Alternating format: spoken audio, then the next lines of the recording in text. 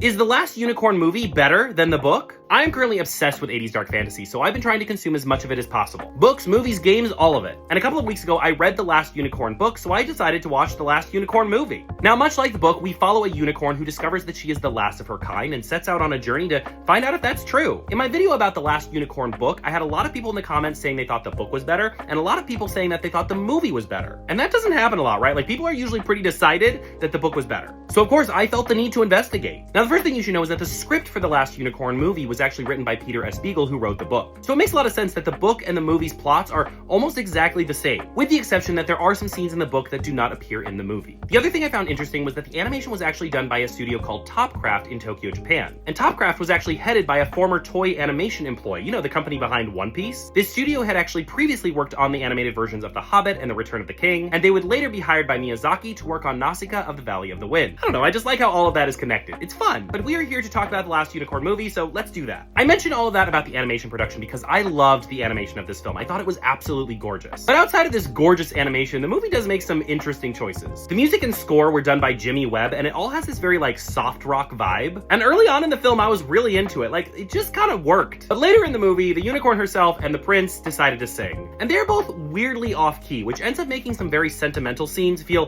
quite cringy. On the other hand, this movie being from 1982, I really enjoyed how it leaned a little bit more into the scariness of certain things. The harpy, for example, terrifying. The Red Bull gave me like Night on Bald Mountain vibes. There's also a very busty tree, and I don't know if I was scared by it or just confused. Not to mention Haggard's castle, which if someone ever asks me what the dark fantasy vibe is, I'm just gonna point to this castle because it nails it. And speaking of Haggard, Christopher Lee as Haggard, amazing voice casting. Ultimately though, my biggest complaint about the movie is that while I do think it captures the plot of the book very well, I don't think it captures the soul of the book very well. So much of the book is thoughtful and contemplative and lyrical and poetic. And while the movie does hit all the important plot points, I feel like it loses a lot of the poetry of the story. It's as if the movie captures the surface level of this story without any of the depth. Which I think is why when we finished watching the movie, I felt a little hollow inside. And as it stands, I think this movie, though a bit scary at times, would make a good family film, even good for some kids. But the book felt to me like something you could read at any age and learn something important from. And I just don't think the movie quite captures that. So if you ask me about The Last Unicorn, both the movie and the book are good in their own special ways, but the book